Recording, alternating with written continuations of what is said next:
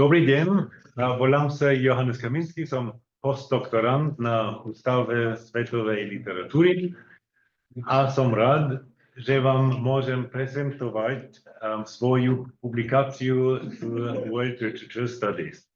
So I'm Johannes Kaminski. I have the great honor today to present this collaborative issue here to you.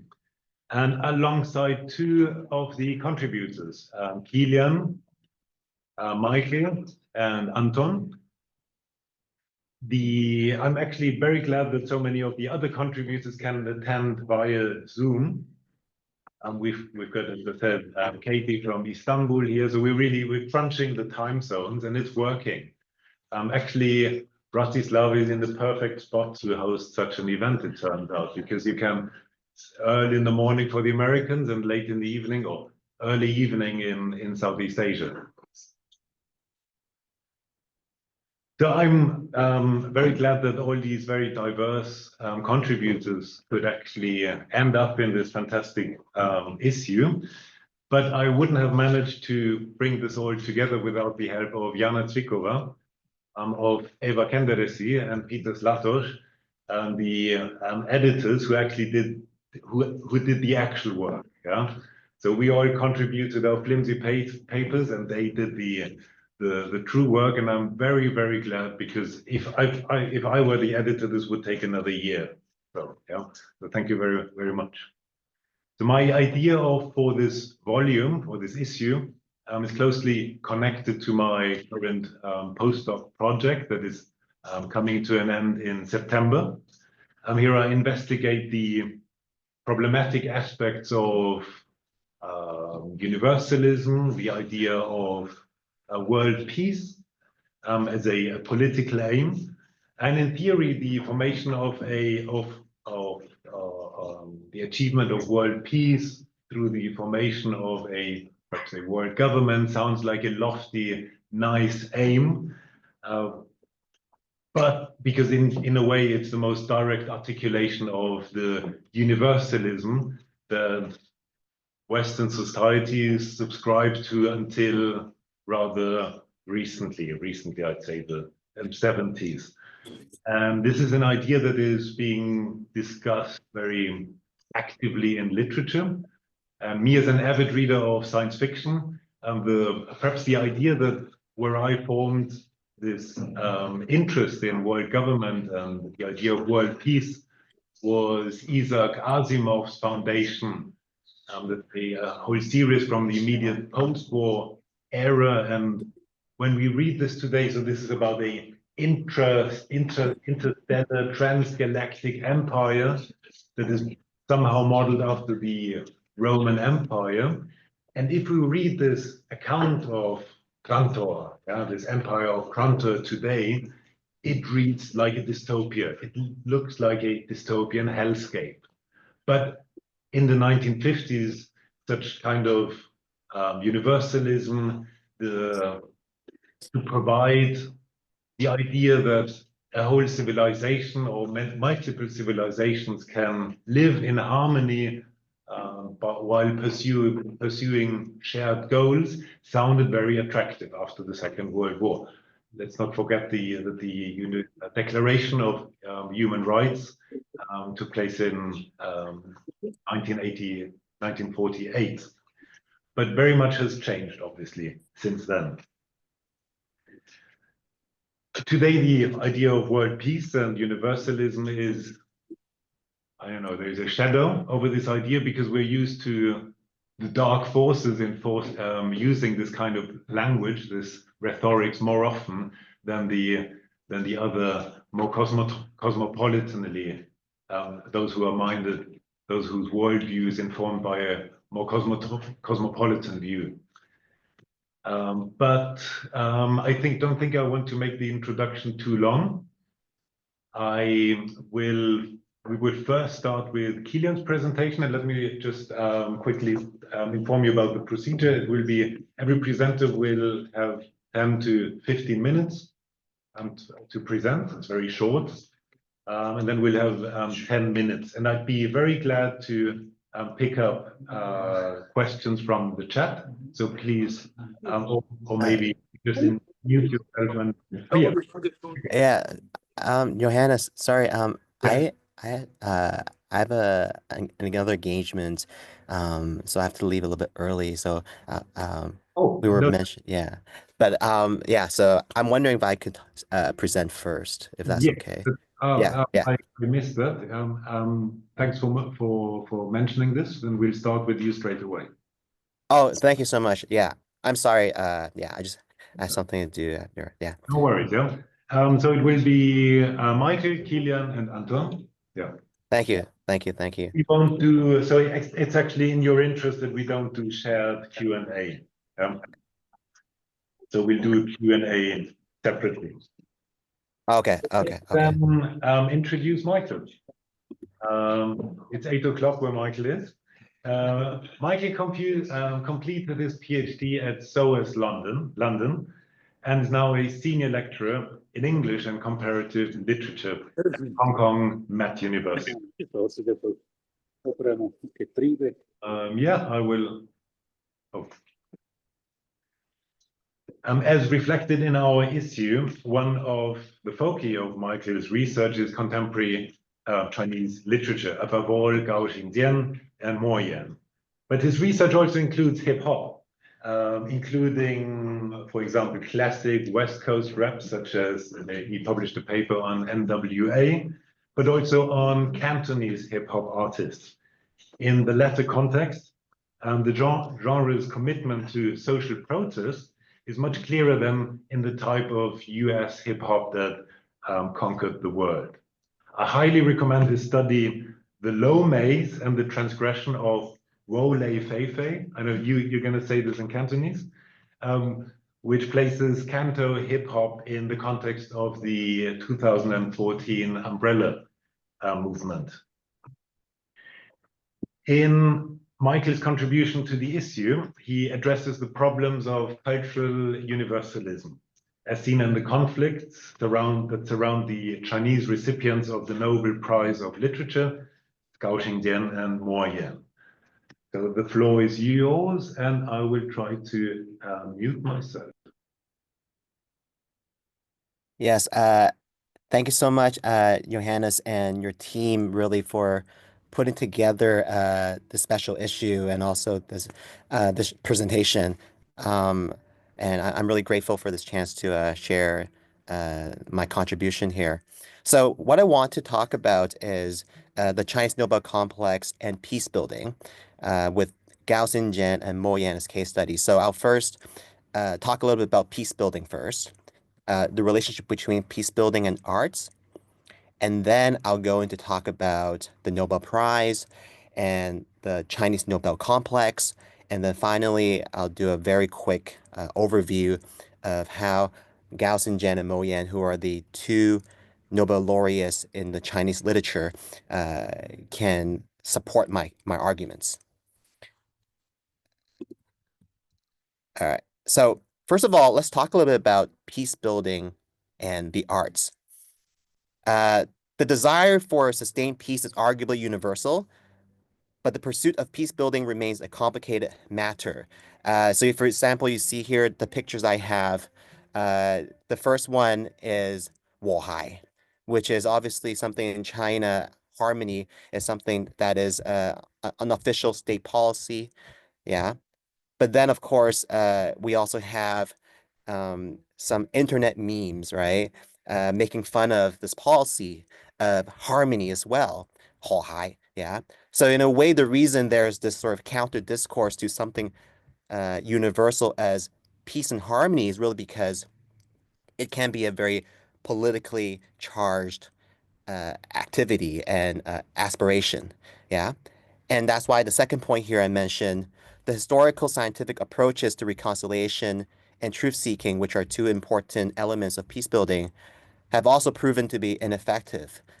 This is also something that in the peace building studies field that's achieving some consensus as well. That's why in the peace building field, they're moving towards the arts rather than relying simply on historical and scientific approaches.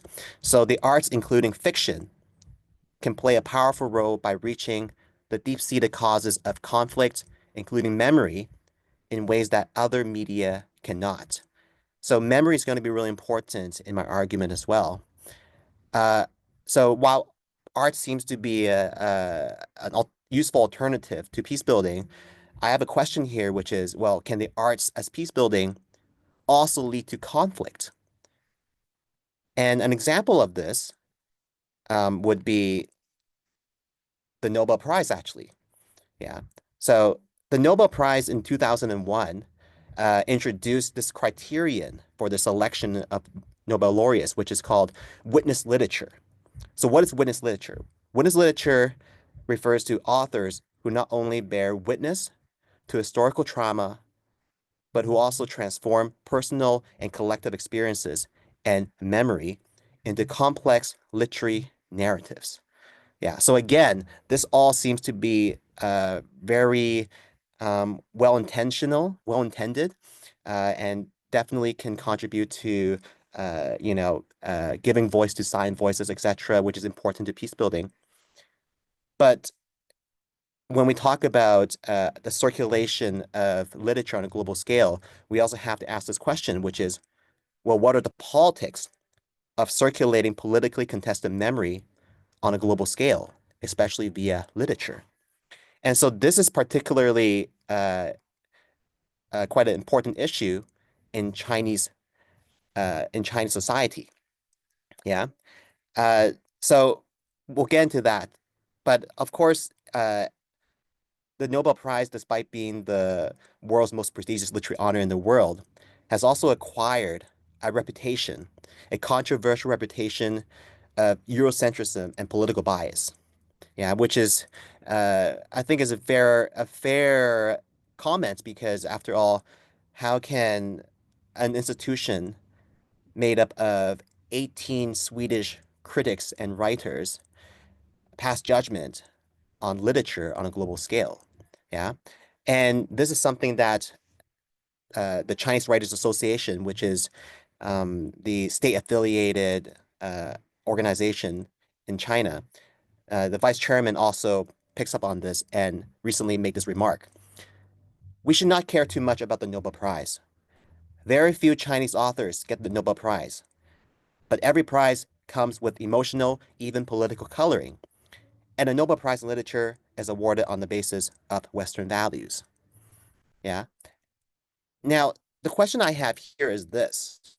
It seems like the vice chairman here is saying something new, kind of like almost as if to assume that writers in China and readers in China don't know the Nobel Prize is Eurocentric and has bias.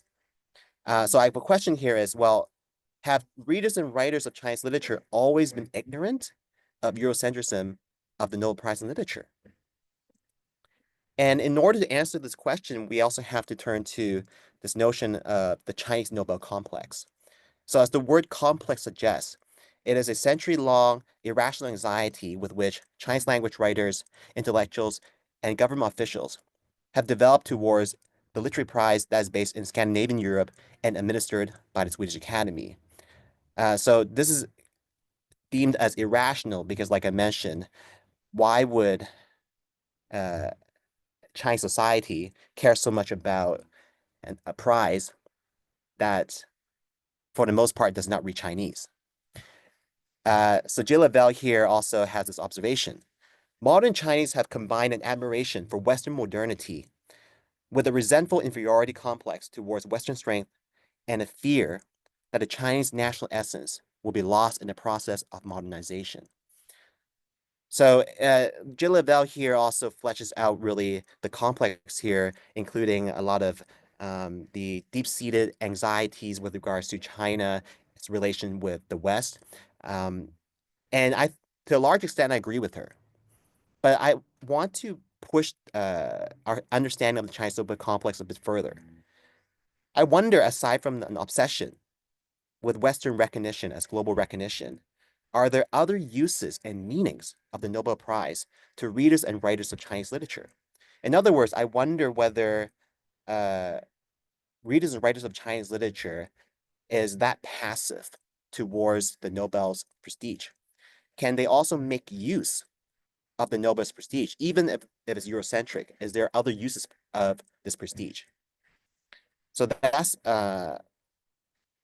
in order to further explore this, I want to talk about the Nobel complex as scandalous currency. So what is this scandalous currency? So when the irrational expectation of the prize's ability of recognizing disinterested artistic merits is punctured by the threat of scandal, the controversy that arises from such scandals inadvertently reveal its importance as a prestige source of cultural capital, right? So in other words, we see the Nobel Prize as something pure, recognizing pure arts. That's why it's prestigious. Yeah, that's why it's respected in China. So, but once it sort of deviates, or it deviates from that expectation, there's a lot of scandal. And that scandal actually generates a lot of cultural capital. And so the next point here is, well, what do we do with the cultural capital? Critiques and debates about the validity of the Nobel Prize serve as a strategic means of accumulating cultural capital for readers and writers of Chinese literature. So in other words, when you critique the Nobel Prize, it actually gives the critic a voice, a larger voice, and empowers them really to speak up. Yeah. And so what an example of this? The example of this, of course, is the two Nobel laureates in Chinese literature, which is Gao Zhenjian and Mo Yan. Sorry. So here's a little bit overview of the reception. So some people would complain that Gao's Nobel Prize win is intently focused on writing that complies with Western demands of literature of Chinese pain. Yeah, so in other words, it's basically pandering towards the Western's perception, all right, or expectation about Chinese literature, especially modern Chinese literature, right? Writing about the trauma and the painful history, for example, the Cultural Revolution. Others complain about Mo Yan's Nobel Prize win because they're displeased at how Mo Yan's affiliation with the Chinese state effectively marks him as a mouthpiece for authoritarianism. Yeah. And so there are, of course, a lot of different variations of the criticism, but what is commonly shared by all of these voices is that they're motivated by the prestige and scandalous currency of the Nobel Prize. In other words, my observation is, if Gao and Mo Yan did not win a Nobel Prize, these people really wouldn't speak up. And the reason they speak up is because there are cultural capital to be gained from criticizing the Swedish Academy, for criticizing the Nobel Prize. Now, here is where's the role of peace building get all into this these type of discussions? So my question here, which is fundamental to my paper, is this: can the Chinese Nobel complex also serve as a global circulation of silent voices and memories in modern Chinese history, such as the Cultural Revolution? So in other words, I wonder whether all of these scandals and debates and criticism about the Nobel Prize, about Gao's Nobel Prize win, about Mo Yan's Nobel Prize win, can actually promote a peace-building effect, which is to give voice to silenced memories and voices towards trauma like the Cultural Revolution. So I'm not going to spend too much time talking about the actual close reading. For those who are interested, you can read the paper because we don't have a lot of time here. So I just have a very quick summary of it. So as readers debate about the validity of the Nobel Prize wins, such debates simultaneously circulate the silenced voices of Cultural Revolution, which Gao and Mo Yan's fiction conveys. So how do they do that? Gao and Mo Yan actively engage with the Western Nobel expectations for national allegory in their Nobel Prize winning works, namely One Man's Bible and Life and Death Wear Me Out. And specifically, I highlight the techniques they use to narrate the Cultural Revolution, which is, in Gao's case, his narrative device of interchanging pronouns, and for Mo Yan, the samsaric cycle of reincarnation. And my argument is that these devices when they talk about the Cultural Revolution, it actually talks about it in a very open-ended manner, which therefore, in a way, subverts national allegory or very static expectations about the Cultural Revolution, which is something that, for example, Frederick Jameson, when talks about national allegory, that's in a way it can respond to that. Yeah. So here's a quick conclusion about all of this. Peace building is not only psychological and social, but also a political process. And it would be naive to think that alone the arts can foster social repair. So yeah, the first point here to note is that art does not bring about peace directly. All right, that's a very important thing. And that's why I pave way into talking about the scandals when we talk about the Nobel Prize. In Chinese literary circles, the simultaneous celebration and frustration of Gao's and Moyni's Nobel Prizes have been described as an irrational and emotional obsession with global literary honors. And that's what we call the Chinese Nobel complex. But I think the Nobel complex is not simply irrational and emotional obsession. There could be uses of this. This article offers a different reading by fleshing out the utility of the prize's controversial prestige for readers and writers of Chinese literature. That's why I talk about Moynier and Gao. Although empathizing with forgotten individuals may not immediately result in everlasting harmony among Chinese-speaking communities, I argue that it does pave way for the pursuit of such ideals. So in other words, the Chinese Nobel complex can give us an opportunity to pursue this universal goal of peace. And that's why I think the Nobel Prize has this potential of peace building. Yes, thank you very much.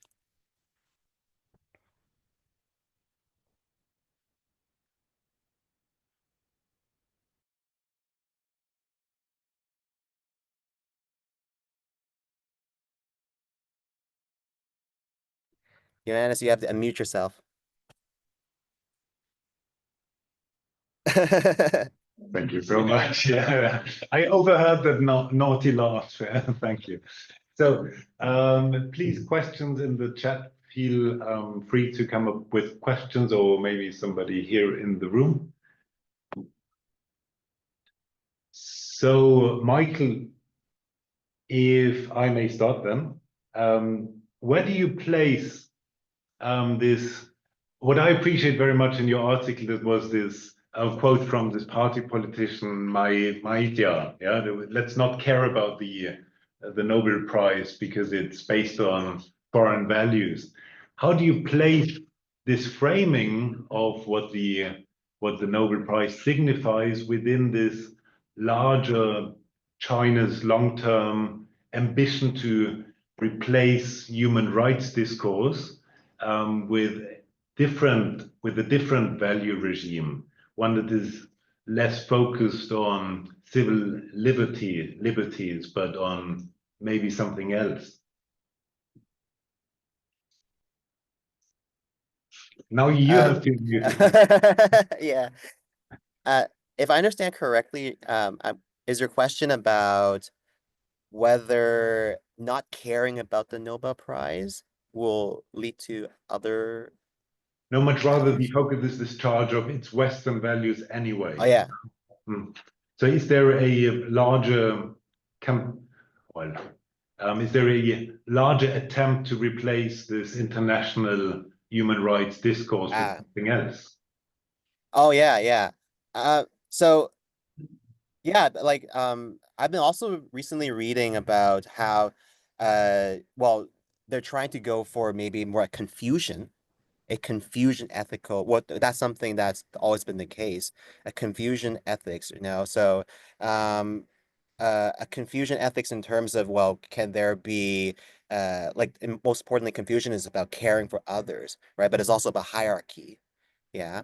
So might be that's might be something they're going to go for as well. But I think the main thing about this is not so much as, I think, as a very binary rejection of Western values. I think maybe I argue Western values is not really even the issue for them. I think it's more so of saying, well, they don't want to be subjected to any type of expectation. They want to be in full control of how they run their society. Yeah. And so it doesn't even matter whether there's overlap with Western values. As long as they feel like they are being pressured, they will reject. Yeah. So I think it's not even about ethics anymore. It's just about politics, pure and simple. What holds them back from actually establishing an international literary prize that's endowed with, I don't know, $2 million that attracts submissions from the world for them to select? Of who are them? No, then basically some kind of cultural ministry of X, Y, and Z. Yeah. I think, I mean, yeah, like for example, in Hong Kong, there are numerous prizes that probably even has a larger sum than the Nobel Prize. But I think in a way, the Nobel Prize has this prestige that's simply cannot be completely replaced, right? Is the father of modern cultural prizes. So that's why the Nobel complex is so difficult to be removed, right? That's why in the paper I also argue for them to say not to care about the Nobel Prize or not to care about Western values is in a way already acknowledging how deep-rooted that influence is. Yeah. Thank you. Questions here in the room?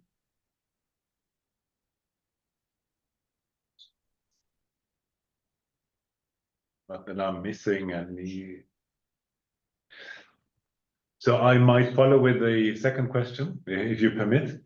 Where do you see Fang Fang, the literature of Fang Fang in this context? Because she would actually suit very neatly this notion of witnessed literature in Engdahl's terminology, if I get this right, but yet she's never a candidate. And I feel, does it turn out that that the Nobel Prize is also awarded for artistic merits because her writing translates very badly into non-Chinese languages, so it doesn't look very refined in translation. That's my theory about Fang Fang, because she never appears in these short lists, and I wonder why, because she's a perfect candidate for witness literature, and she's actually a very folksy writer, widely read in China. And I think by now she also has an international audience. What do you make of her?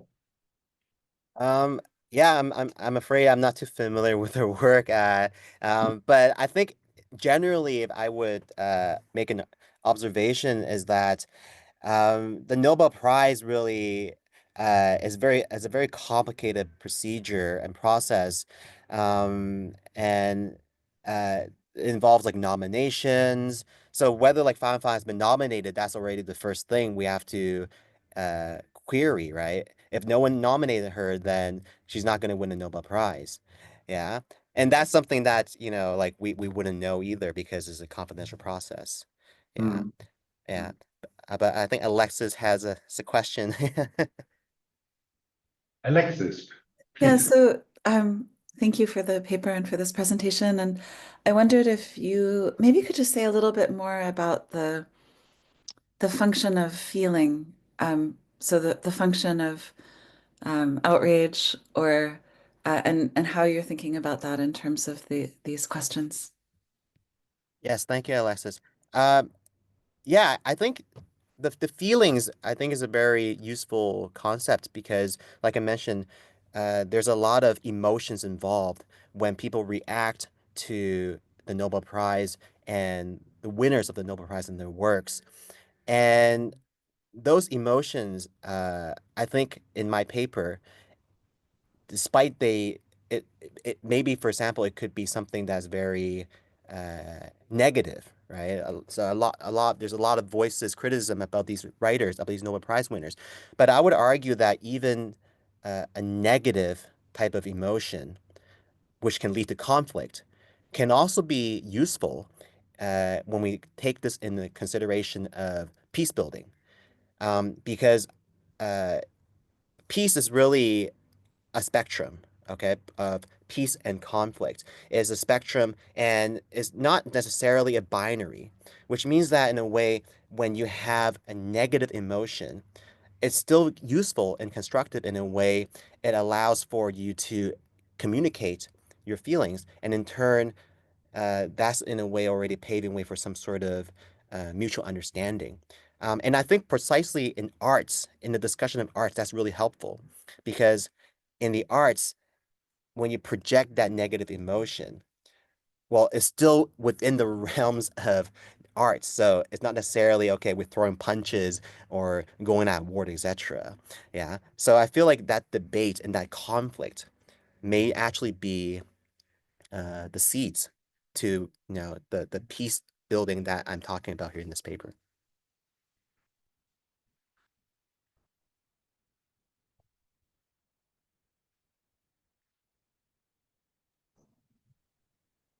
All right. I think we're going to thank Michael very much for this presentation. Thank you very much. It was excellent. Thank you so much.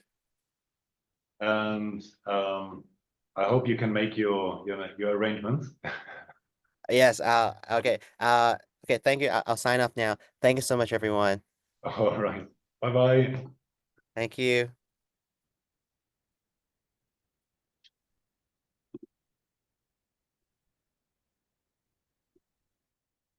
And now we will move to Kilian. I have the pleasure of introducing Kilian.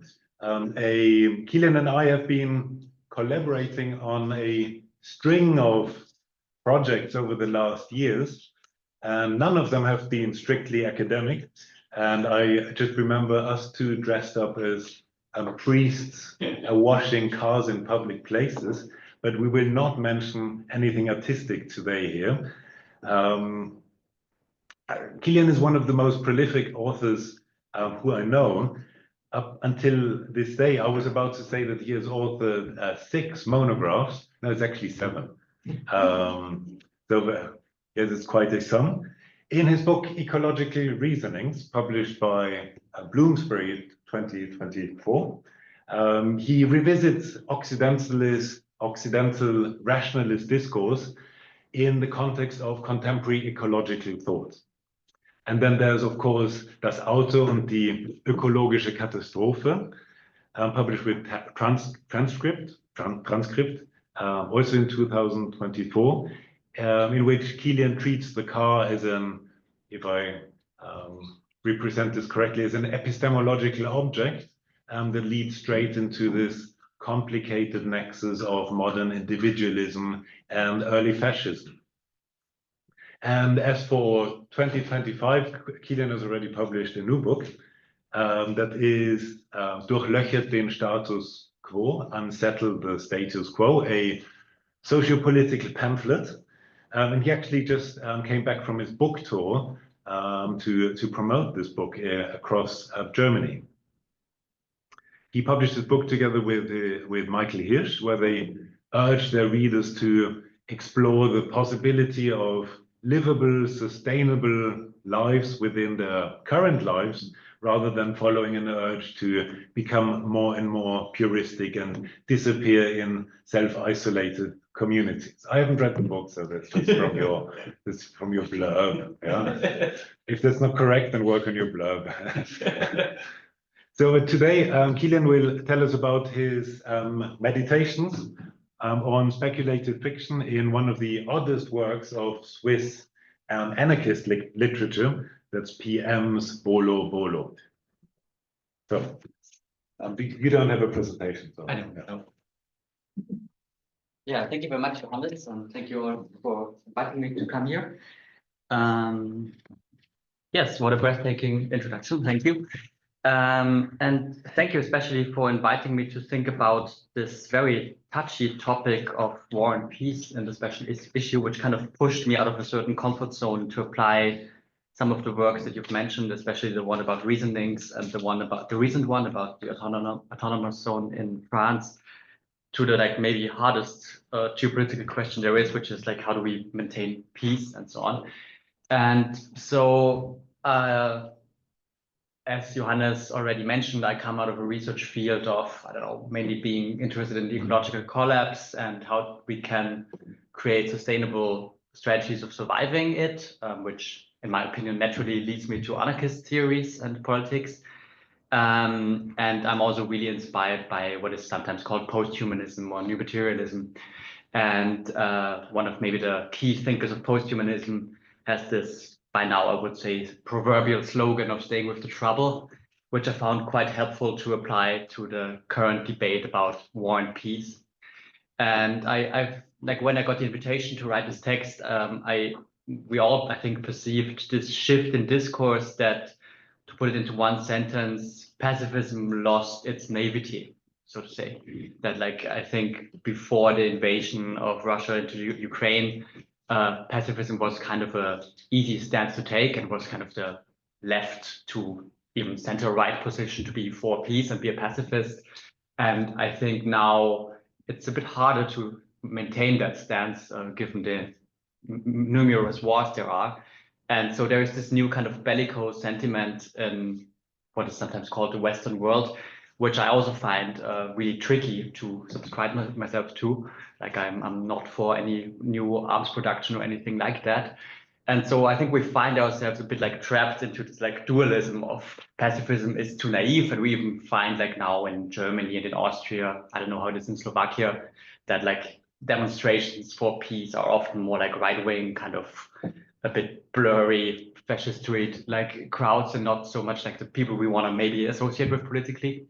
But also I find it too unsatisfying to say like now we need to arm because of all the threats outside and so on. And of course we are for peace in the long run, but in the short run we can't.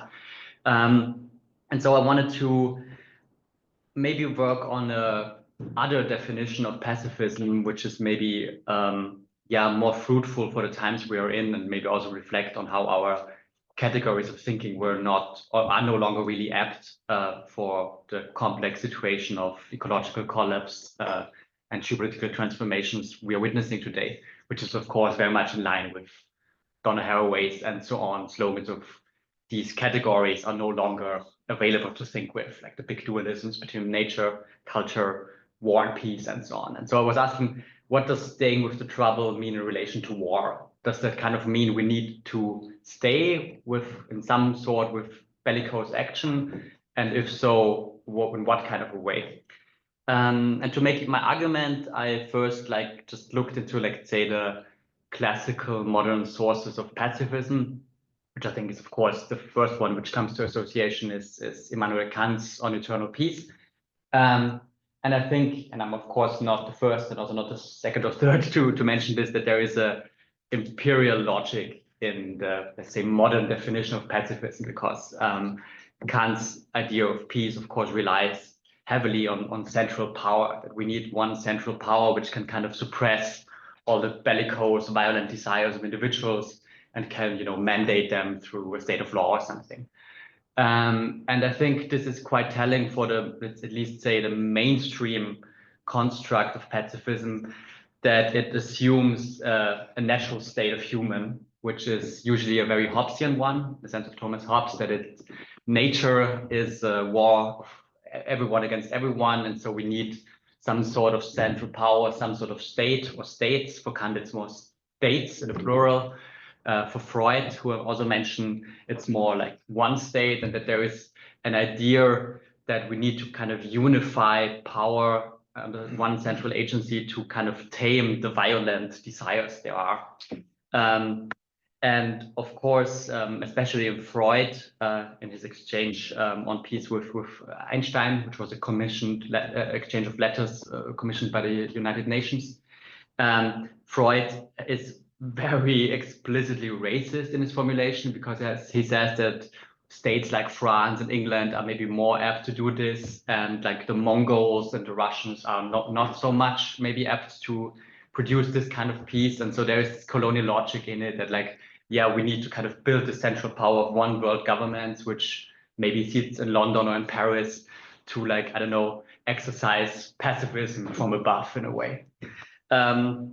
So I think this is all based on repression of violence, which is not only problematic conceptually, I would say, but also just in realpolitik, in real politics, since this kind of course leads to many kind of wars until you get there in a way. And I think the best example is what's currently taking place in Gaza, where, you know, the state of Israel kind of tries to understand itself as a peace-bringing thing, but of course you need to kind of wipe out people who are not standing for this.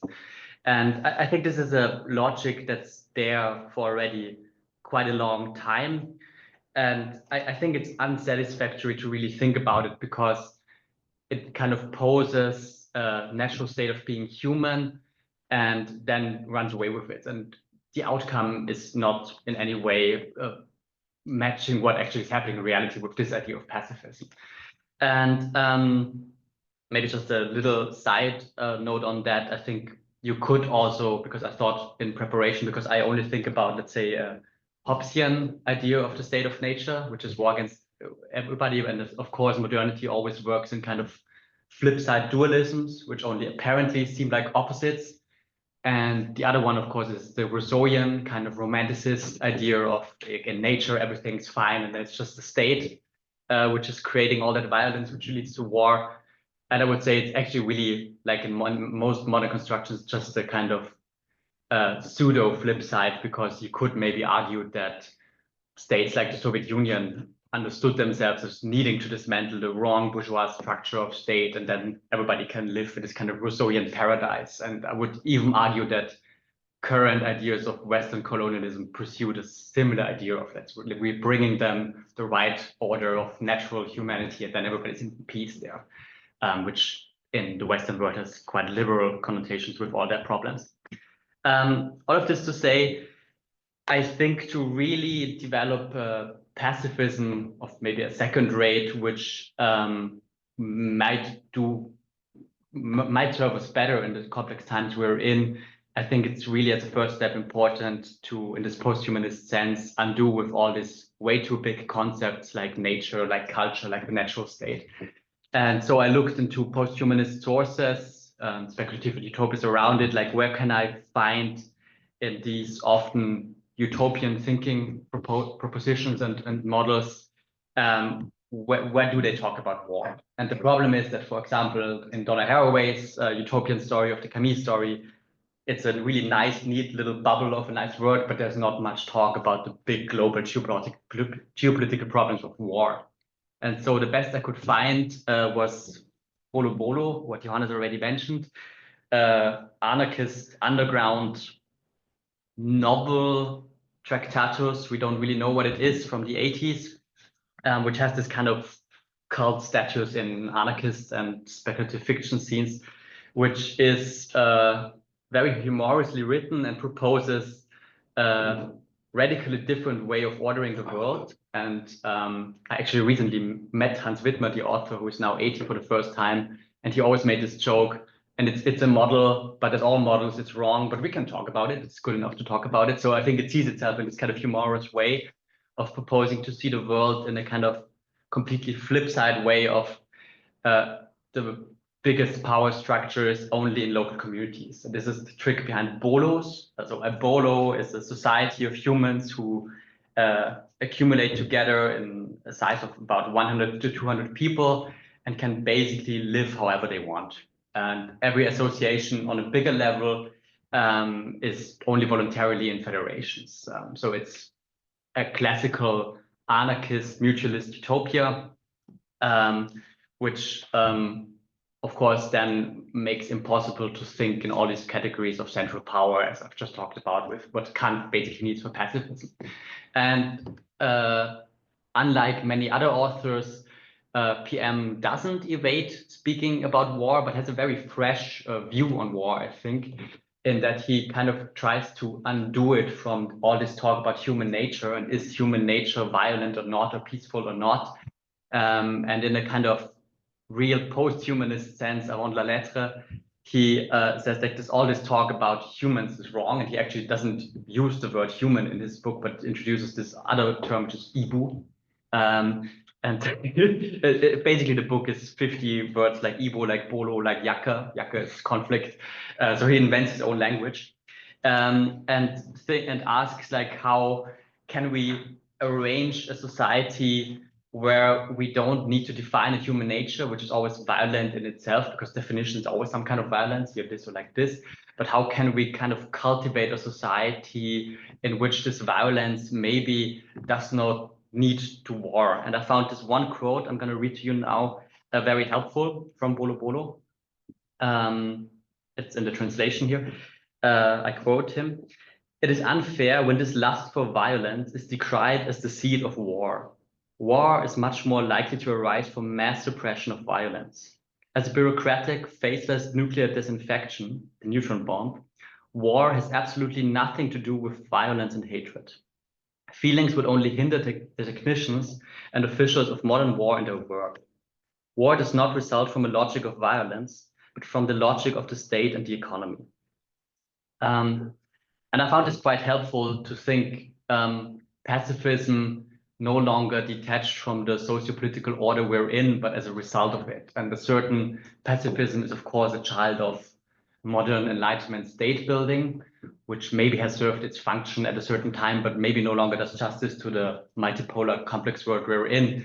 And that maybe this like radical model of thinking the resolution of conflict in a different way does more justice to think about pacifism as something that cannot be thought without thinking about a different form of organizing society. That, of course, as long as we live in societies dominated by central power, that pacifism produces monsters of its own kind in colonial wars, in second-rate wars, and so on. And that I think pacifism can only really be a suitable, let's say, political rallying cry if it is connected to a proposition of a radically reordered society. That's basically the gist of my little paper. I'm already seeing, I think I've surpassed my 15 minutes, so I think I'll leave it like that. And I think I'll wait for questions, and then I can.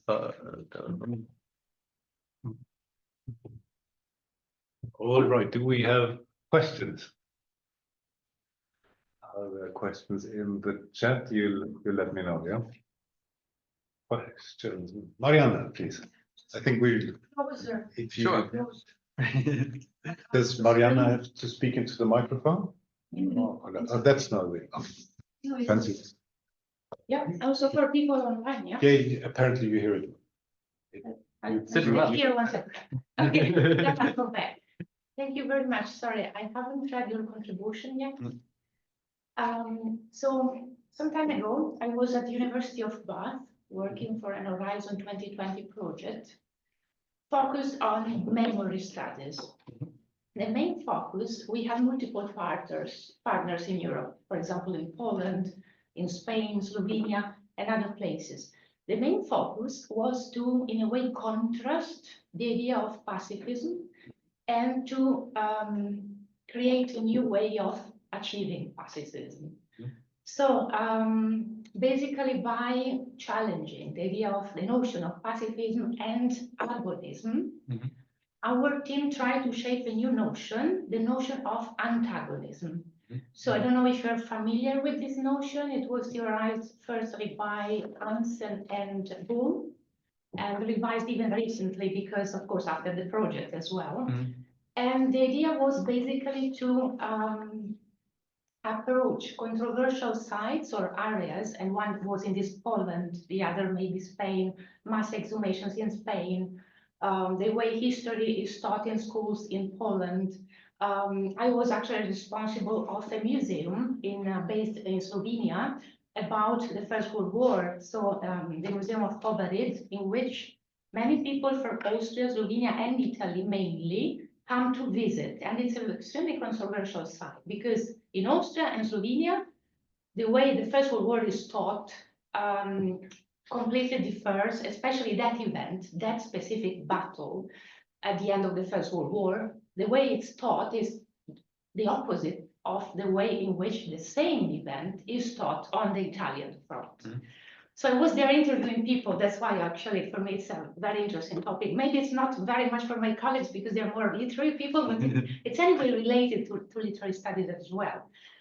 So the idea of agonism, to go back to this idea, is that instead of promoting peace or instead of having people fighting, so the antagonistic way, if we promote agonism, we want people discuss and create a space in which they can actively oppose and confront different perspectives. Just to give you a concrete example, and then I stop. We had a colleague in Poland who tried to introduce in schools, I think in secondary schools, different textbooks. So to introduce the German perspective, the Russian perspective, and the Polish perspective, in order for these students to be familiar with all these different views. Mm-hmm. And in order, to start from schools also, because otherwise it's, to shape the future, basically. So what do you think about this, the notion of antagonism, instead of instead of promoting pacifism without perhaps engaging this much into the different interpretations of the same event? Of course, I'm talking about events from the past. Mm. I'm not talking about current events. That would be much, much harder, I think. Sorry, that's it. No, I love the question. Thank you very much. I can very much subscribe to this project of antagonism or agonism, as it's sometimes is called, if you know that concept. Think agonism is more simply people can't really interact, mm-hmm. at least according to Hansen and Bull. Okay. So just, we have A and B and just they can't talk, they can't interact. I have my view, you have your own view of the same event. There's no way we can even discuss it. While in antagonism, you truly try to create a discussion, even if the views are completely opposite. Mm-hmm. I know the term from political theory in the wake of Chantal Mouffe, for example, where I think antagonism still has this side of we have a contradiction that can be resolved, and agonism is more defined as there's no way of resolving it. We still will discuss, and we will discuss until the end of time. So I think I think we should undo this longing for paradise on the other side when all the contradictions are resolved, but more stay with the trouble, as I say. And I think it's really an important notion to not let ourselves be dictated by these two big concepts, which are not only nature culture but also peace. Because what does it mean? And I think that, let's say, classical pacifism, which is a construct but a helpful one, I hope.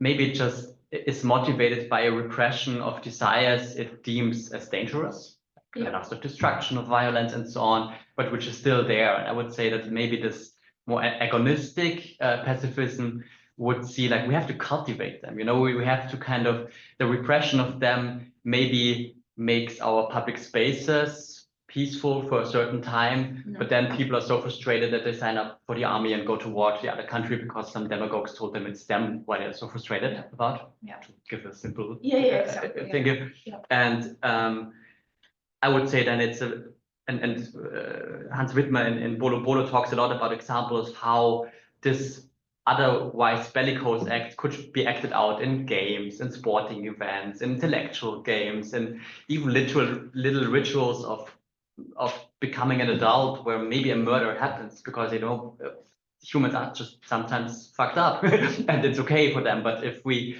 find ways to acknowledge that human nature is not only good or not only bad, but there's these things and they're part of being human, we just find ways of creating a cultivated frame for them. It might be, I don't know, we have many of those rudiments for this cultivation in our society. I was just in Zurich, living next to the stadium, and there every weekend the hooligans of one team against the other one, they just fuck each other up, and maybe that's better than them, signing up for the army in a way, or tomorrow we have the 1st of May, and in many cities cars will burn, and it's unnecessary, but it's a nice way of, you know, venting energy. And it's also very much about energy, right? Yeah.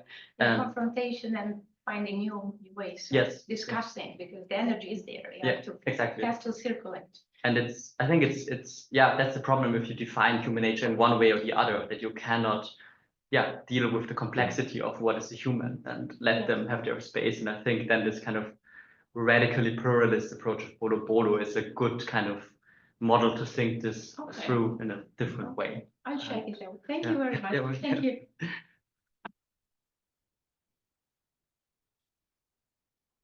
Another question? Yeah, There is also Oh, yeah. one question.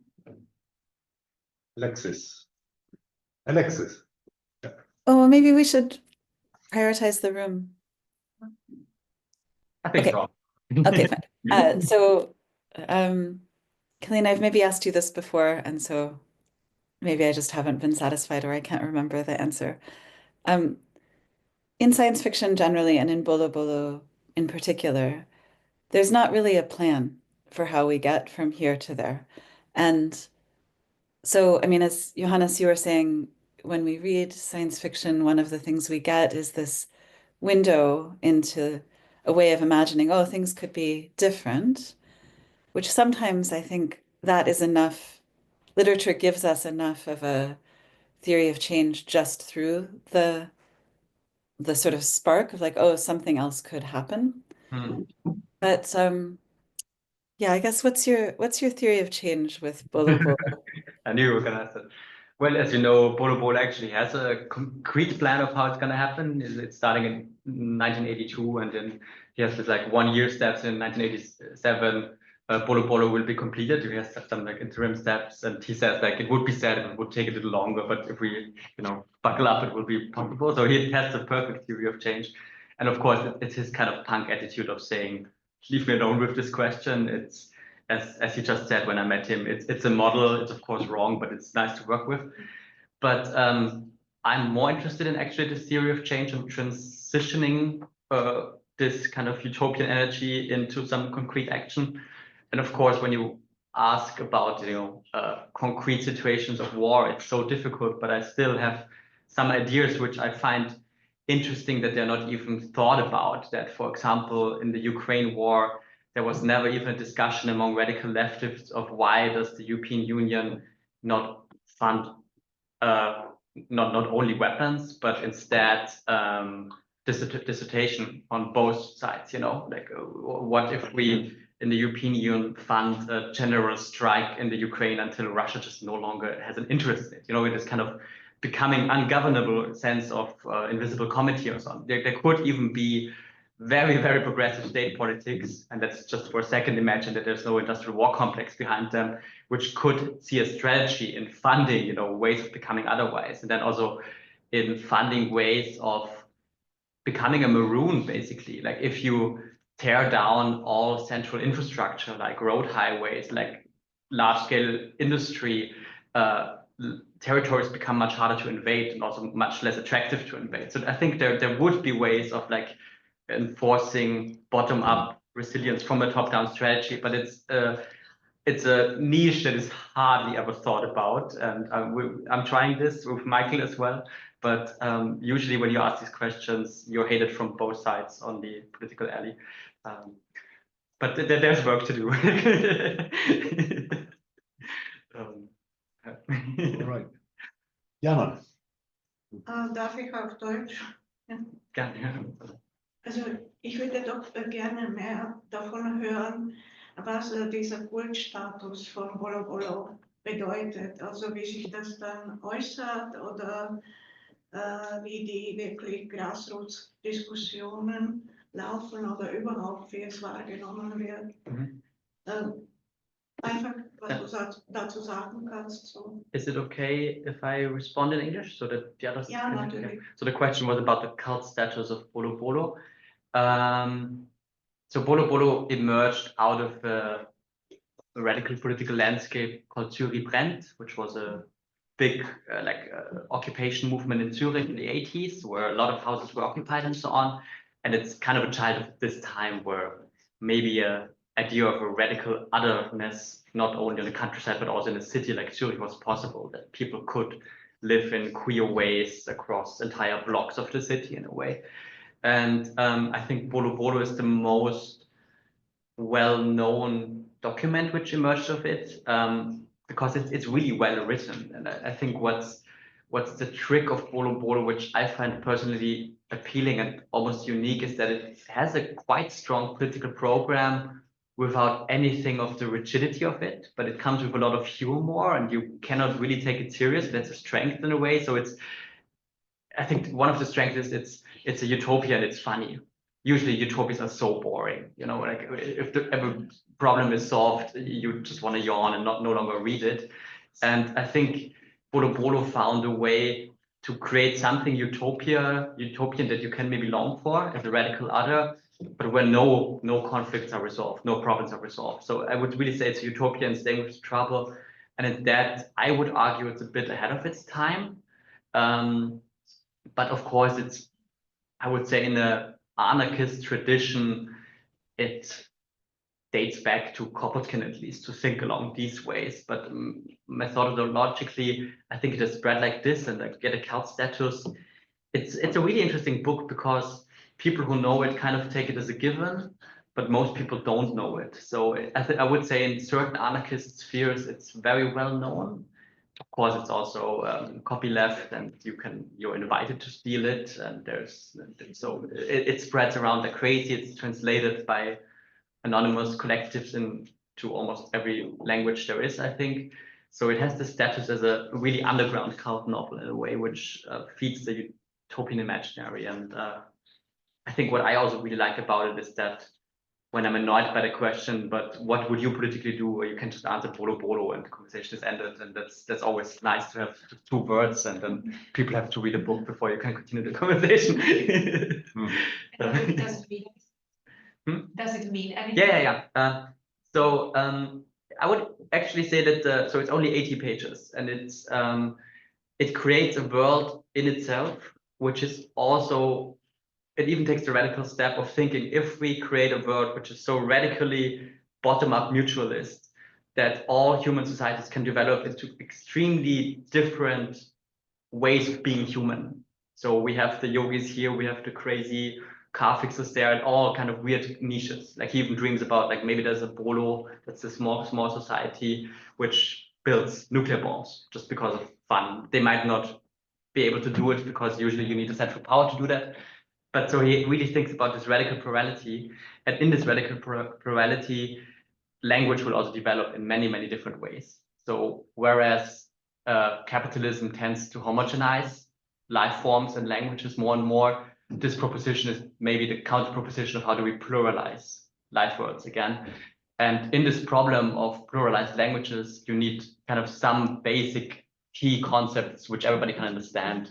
And Bolo is one of about 50 introducers, and the entire utopia is a short explanation of all of these 50 concepts. That's Bolo, which is like this, the base community of humans, Ibo, which is the kind of replacement word for human. There's Yaka, which is conflict, and I don't have many others by heart right now, but it's just really a assortment of 50 weird little words, which kind of through explaining what they mean, let you feel a completely different world in a way.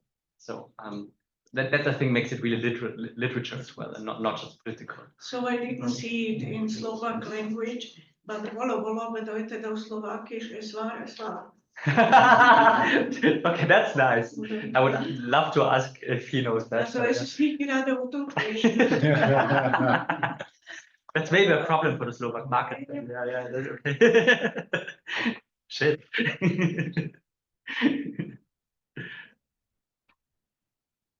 Slovak translation doesn't exist. It doesn't. Okay. Maybe the Czech one, I can't find the Czech one. No Czech translation. I can't find I'll it. look it up. Maybe it's somewhere in the underground. Yeah, I mean, in my feeling, anarchists are usually quite good in translating their stuff somewhere. You can find it on some, Pirate Bay something. But of course, I don't have an overview over the Czech or Slovak book market. Roman. Darf ich auch Deutsch? Ja. Meine Frage ist, ich habe das nicht gelesen, dieses Kultbuch. Wann genau wurde das publiziert? 82, glaube ich. 82. Hat es einen Zusammenhang mit den Krawallen, mit den Zürcher Krawallen aus dieser Zeit? Ja, auf jeden Fall. Und Also auch, ist es eine Reaktion auf die Krawalle oder war das Buch irgendwie auch eine Art Begleiterscheinung dieser Bewegung? Es müsste auch in dieser Zeit so 82. yeah. I'm responding in English because I'm conscious of people in the chat there. So the question is if Bolo Bolo is a reaction to the outbursts of violence in Zurich at the time. Like, as I said, I think it's a child of the radical opposition movement that took place in Zurich at that time. So yeah, I think it definitely needed this, let's say, political ecology to formulate something, to dream about something else. But it still is, so as I keep saying, I just met that guy, the author, for the first time, and he is kind of a weirdly important player in Zurich, because he like made this joke, even the police chief of Zurich knows Bolo Bolo and has read it. So in Zurich, kind of everybody knows it. And there's a lot of Genossenschaften, I always forget that it's not really a word in English. Unionized buildings. Yeah, like communal living projects in Zurich, and some of them are directly inspired by Bolo Bolo. So it really kind of inspired urban replanning in Zurich, made it into official city doctrines and so on. So it still kind of has its hovering existence, and he also is critical of Bolo Bolo, but it's really a kind of a term that kind of every Swiss, at least leftist person, knows in a way as a means of what you can do, which is quite interesting.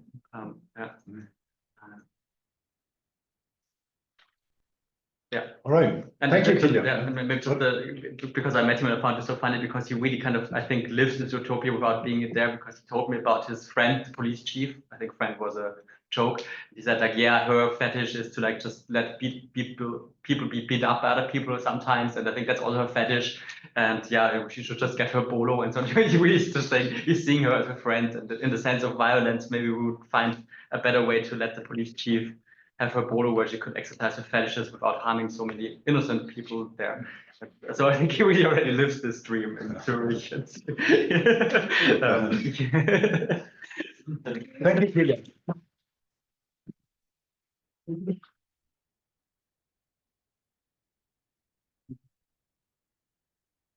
So our next speaker will be Anton Matejicka. Yeah, now I got it right.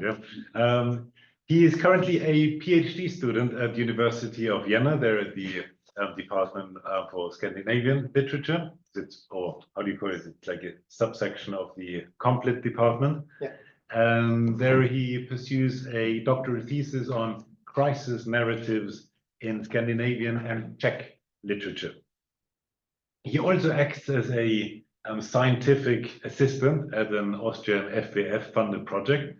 That's an investigation of Persian art history as seen through a Habsburgian lens. Today, he will talk about his contribution for our issue. That's on Karen Boyd's and Olga Raven's dystopian tales. I found it particularly relevant because it makes a very good case for Boy's Kallocain, one of the underappreciated classics of dystopian literature. Anton, the floor is yours.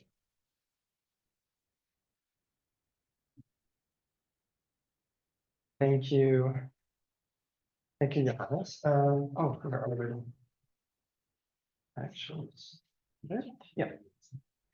So I brought the books. I only got the Danish version of this Danish novel and the Penguin Classic version of Kallocain. So I'll just pass them on if you want to take a look at it. So. There is at least a Czech. Yeah, there is a Czech translation by Ivo Šelesný. I tried to contact him, but I never got a response. Yeah. Okay. So we know the old Czech translation. Yeah, this from the 80s, I think. Yeah. Okay, in this short talk, I would like to introduce my article in a concise manner by firstly presenting the two novels I have analyzed. Secondly, by focusing on the notions of fragility and vulnerability that underpin my analysis. And thirdly, by examining the seemingly invincible totalitarian state and the so-called unnamed company in these novels. So we have two political economic institutions. And lastly, by demonstrating how in the alternatives presented in these novels, new versions of fragility and vulnerability emerge. And these, I argue, lay the groundwork for a peaceful existence in these novels. In Kallocain, a 1940 book by Swedish author Karin Boye, the totalitarian world state consists of vast cities, while the surrounding areas are described as deserts, full of dangers to human life. The first-person narrator, Leo Kall, a chemist, develops a truth serum called Kallocain, which the state uses to intimidate and imprison political dissidents. Initially, Leo is a loyal citizen and reports his superior, Edo Rissen, for suspected treason. Rissen is sentenced to death, while Leo's wife, Linda Kall, disappears, probably in search for a freer life outside the world state. We don't really know, we never get to know what happened to her. Although Leo is not an outright rebel, his growing skepticism becomes evident by the end of the novel. The world state is overtaken by the so-called universal state, so we have this duality, world state and universal state, in a very brief war. And Leo continues his work as a chemist under yet another totalitarian regime, because universal state is similarly totalitarian just as the world state. 20 years later, he writes down his memories, which is the book that we have here. In The Employees by Danish author Olga Raum, the story takes place on a spaceship orbiting the planet New Discovery. The spaceship is staffed by both human and humanoid employees. We do not really know who they're working for, as the company remains elusive and unnamed throughout the novel. The narrative is presented as a compilation of interviews, or we could say statements. I think the English version works with statements. These interviews and statements were conducted by the company in order to increase the productivity on the spaceship.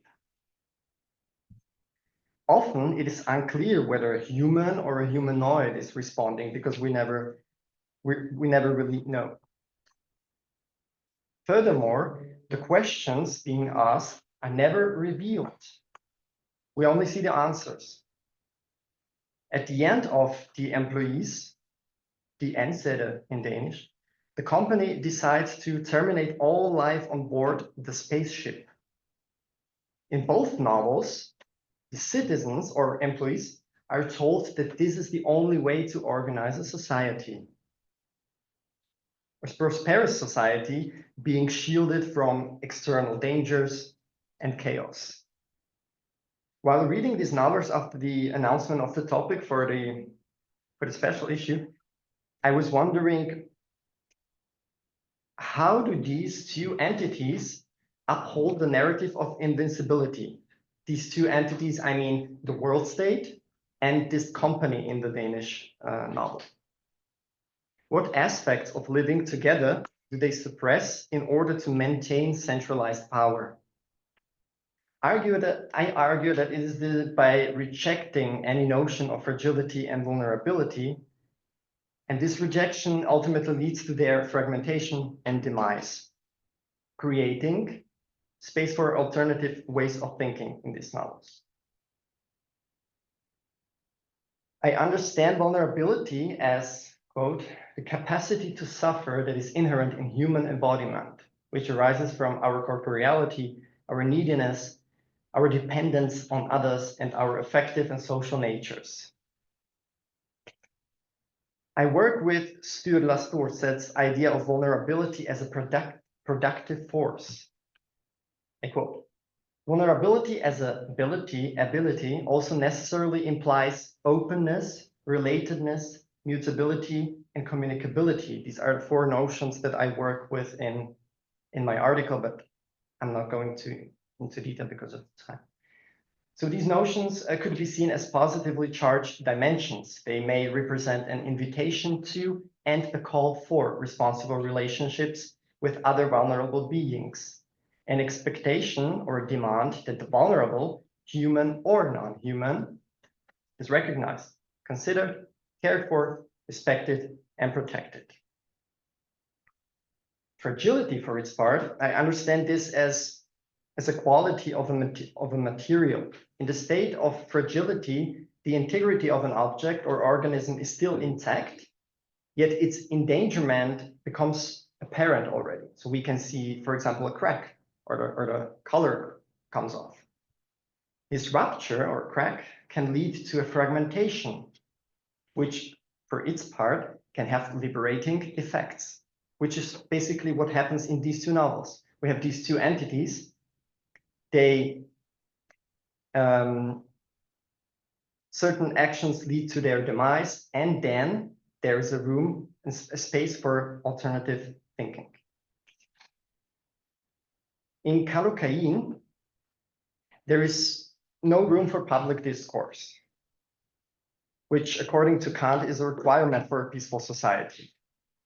The world state strives to destroy emotional ties among its citizens, as so-called romantic feelings can only be directed at the state. The special contract between the state and its citizens is based on citizens relinquishing their personal freedoms and handing over the entire decision-making process to the state. In return, they are promised inclusion in a social order that will be secure for all time. In the employees, every sign of individuality is likewise seen as a hindrance. This time around, the hindrance to the productivity of the company. Public discourse is non-existent, and the employees are treated as passive subjects of communication. This is paradoxical, as the novel gives the impression of a dialogue. Yet these dialogue partners occupy different levels than the interviewees. The interviewers remain obscure, hardly saying anything. We don't know what they ask. While the interviewees are reduced to objects of the transparency-seeking company. And I really like this idea of transparency in dystopian novels. This is quite common also in Kallocain and in The Employees. This is even described in Kallocain as a really physical process of being transparent. Leo, the main protagonist, feels as if they are seeing through him. And not only the state, but also the people that he interacts with. The company portrays itself as an indestructible entity that refuses to confront the fragility of its own extractive economic system. This narrative of indestructibility proves to be a mere facade for both the world state and the company. The world state is overtaken by the universal state, as I said, and the company is forced to terminate all life on board the spaceship. However, before this outcomes, various cracks begin to appear. And this is the part about the alternatives. In Kallocain, the existence of a so-called desert society is extensively discussed. This desert society consists of outcasts who have left the world state and chosen to live in the contaminated desert surroundings. In contrast to the world state, members of this society join voluntarily and are free to leave at any time. as there is no centralized power, as there is no one who would say them to do otherwise. Moreover, this community acknowledges the fragility of human bodies, as is best illustrated in the following quote. "They take out a knife," she said. "One of us hands it to another and lies down on a bed and pretends to be asleep." This is a ritual taking place in this congregation in the desert. During these rituals, the individual is asked to entrust their life to the hands of fellow members. This performative act highlights the danger of harm because of the knife, with the exposure to death symbolized through the duality of the human body and the knife. Similarly, in the employees, the power dynamics begin to shift, as the company does not seem to be the only way to organize a society anymore. A group of humanoid rebels kills some of the interviewers. This is preceded by the following insight on part of the humanoids. So the humanoids tell the interviewers, "Your voices are friendly, your clothes are black, and from your sleeves your soft writing hands protrude. The pores in the skin make them look so fragile, as if one could caress them and at the same time carefully peel the skin away, and it would hurt you." Suddenly, the interviewers are not these unattainable godlike figures anymore.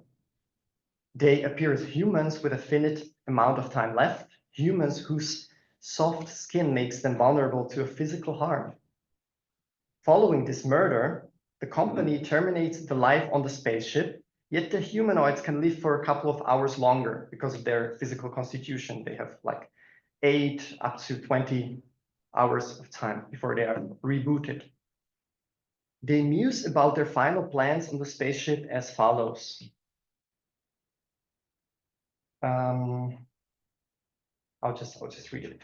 "We wish to spend our final time in the valley, where flowers and trees have begun to grow forth out of the soil, and the thrusting plants have pushed various objects to the surface, where they now lie scattered about in the moist earth. The wish for a peaceful coexistence with the plants and the moist earth stands in stark contrast to the extractive company taking advantage of the employees, but also of natural surroundings on the planet." To conclude, I would like to summarize as follows. In Kallocain, a different, peaceful way of living is possible only outside the coercive state system. This is illustrated by the strict distinction between the inside, which are the world-state cities, and outside, the desert, where the other resides. This desert society is not a congregation of isolated individuals, as one might think, but rather a group of people seeking to build a community. The main character, Leo, sees himself as a part of something bigger. There was no hesitation in me anymore. I was taking part in the creation of a new world. Taking part in the creation, not creating.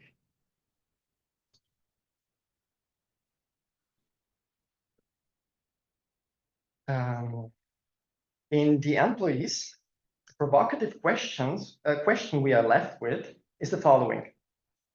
Is the alternative possible only in a post-human framework? It is the humanoid part of the crew that formulates a vision of a different community. At the end of the novel, the humanoids even seem to be aware of their own finality, which is new.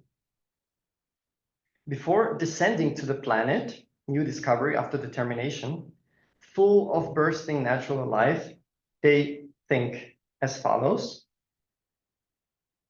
We have talked about the risk that in committing ourselves to this decision, we might not be re-uploaded. And this we accept. I really like this inversion here, and this we accept, which is pretty much the same in the Danish version. I like that they kept it.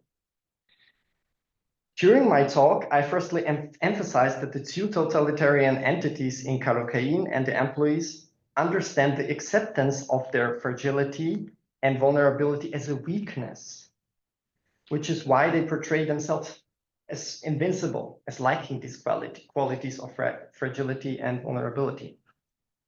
On the contrary, the idea of invincibility is absent in the new visions for future societies in both Kallocain and the employees. Firstly, the desert society comes across as highly vulnerable, surrounded by contaminated surroundings. Meanwhile, the humanoids of the employees imagine an existence where re-uploading might prove impossible, thereby being confronted by their vulnerability for the very first time. Thank you very much.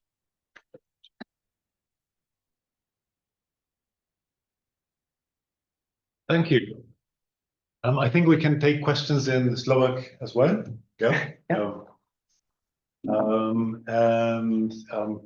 Kilian, would you like to start? Please go. Yeah. No, I want to start. No, thank you for this talk. It was really interesting. Basically, I totally aligned with the project.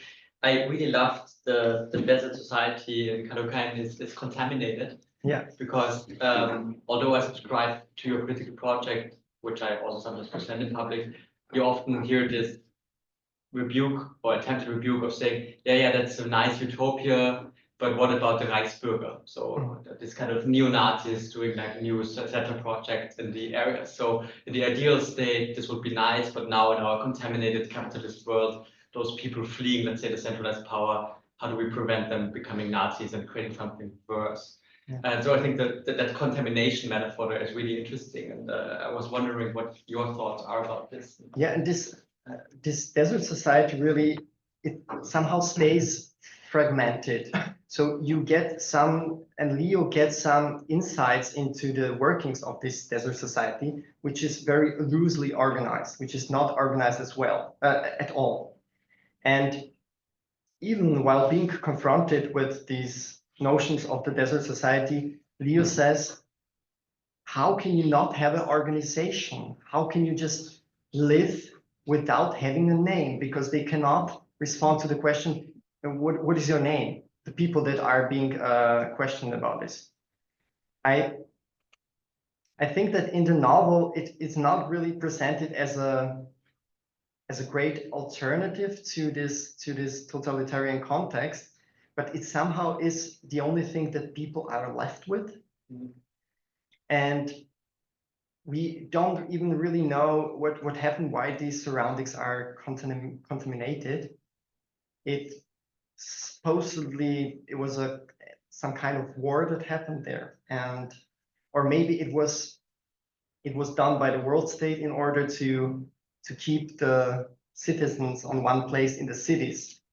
And really this duality between city and land, how do you call it, countryside is non-existent. And yeah, I digressed, I guess. No, that's great. I'm wondering, like, if we read this as a metaphor for contemporary society, what would urban dwellers, which are also like, at the central nodes of global exploitation, in a way, how would they legitimize them being in a city? And maybe they know of the desert communities, but they tell themselves they're contaminated, we cannot go there. And so as a metaphor, this would kind of suit us city dwellers quite well, I think. I mean, this is really a niche information in the novel. Mm-hmm. There are only a couple of people who know of the existence of this society. Mm-hmm. And these couple of people are meeting inside in this world state in very secret congregations and are discussing. So this desert society is also, there's something biblical about it, because this is also a reference point. They have their own like Jesus-like figure who probably lived like maybe 100 years ago, and nobody has ever met him, but they know that this person existed. So there are some biblical allusions that I didn't go into in my article or this talk, but Yeah, and this is the narrative of the world state saying that you can't really survive there because this is contaminated, but we never really get to know if these surroundings are livable at all or not at all.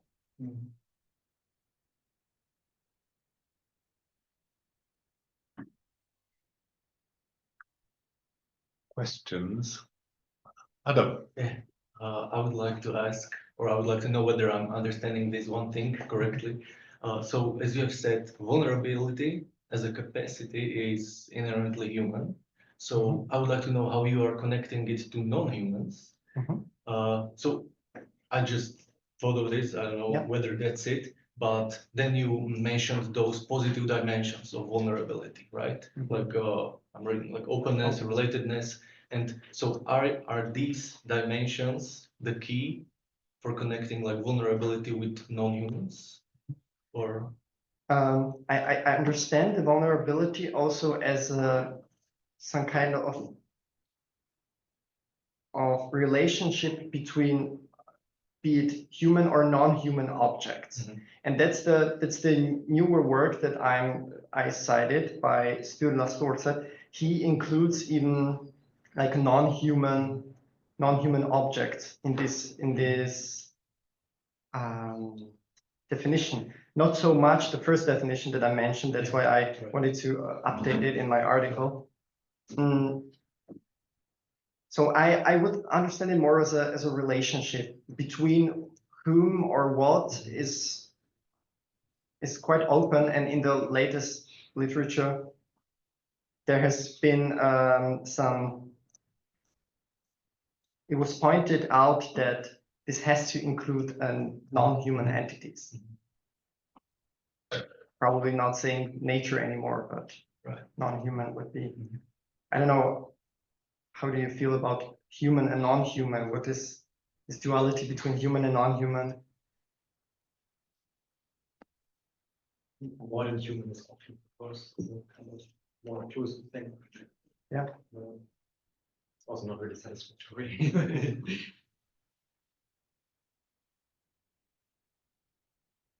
I am seeing Kathy's name in the chat, and that's why I'm thinking of her contribution, because you mentioned the buzzword transparency in the dystopian tale, and it really opened a whole string of ideas, because transparency in these early dystopian ideas is still such a subjective, psychologically fear.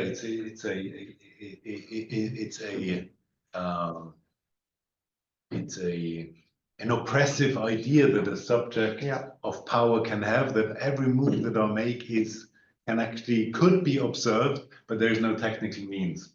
In Orwell, there's this Big Brother screen in every room, but there's still this little corner where you can hide where Big Brother doesn't see you. And in Kathy talking about, or in Kathy's contribution on Eggers' The Every, or the earlier, the Every is the second part of this series on this Facebook type of organization, where they really have developed the tools to observe every step. And yet people sign up to even allow more of themselves to be observed. And then, so this nightmare, so it's an objective transparency suddenly, where it was actually the classic fear-driven dystopia contains a very subjective notion of transparency. And I thought that would be an interesting study to see this, how transparency evolves alongside technological means. The last 10 years have allowed us to observe more than we ever dreamed of. Dreams is the only reserve of these, is the only haven from transparency. Yeah. And can you look into the chat? Yeah. If somebody, just in case. Yeah. I think. Oh. Yeah. That's just game. Okay. Yeah, in Kallocain, this transparency is connected to technical means. I mean, this is this collocating, this truth serum, is something that is going to be applied statewide. So they are dreaming of applying this for every person in the state in order to basically rent this population.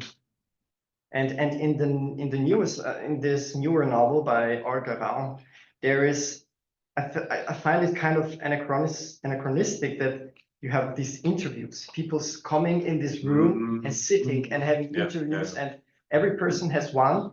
There are people responding on multiple times. I think you can find some signs of that, but you'd say that what that company needs is data, not interviews. Yeah, pretty much. Yeah, and also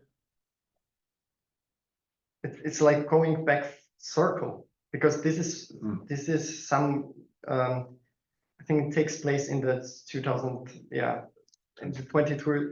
22nd century, and we're still dealing with this manager reports, like this, the highest ideal of a company report, company interview, basically.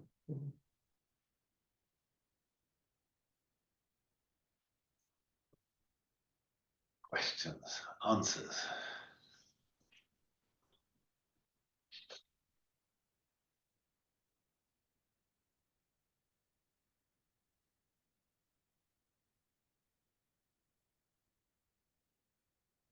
Another step further is Mardian's China Dream, a novel on well, it's an absurdist novel. Mardian is this émigré writer who now lives in UK. And so his vision is a party bureaucracy in China that develops a device that even controls people's dreams. And only then harmony and peace can actually be achieved. And the novel plays if this is just a deluded idea of this party official, or if it's actually, in fact, in the making. So that's what in the 22nd century, you should expect them to control the dreams of their employees. Yes, totally agree with you.